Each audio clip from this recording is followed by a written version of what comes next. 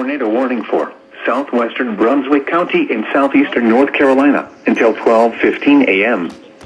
At 11:39 p.m., a severe thunderstorm capable of producing a tornado was located over Grisha Town or near Ocean Isle Beach, moving northeast at 20 miles per hour.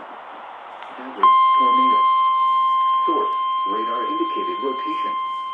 Impact, flying debris will be dangerous to those caught without shelter.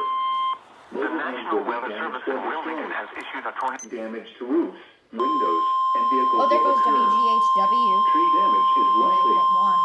This dangerous storm will be near shallow around 11:50 p.m. This Flying includes debris will be dangerous to those caught with between mile marker 6 and issued a tornado 17. warning for WHQR, all of them.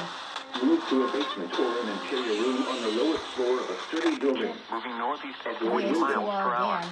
And Keep you tomorrow, outdoors in a mobile home 11:50 or in a vehicle. 93.7 Move the to the Duke. closest substantial shelter The and roof, protect yourself from windows. flying 94.5 the debris. Hawk. What the heck? Okay.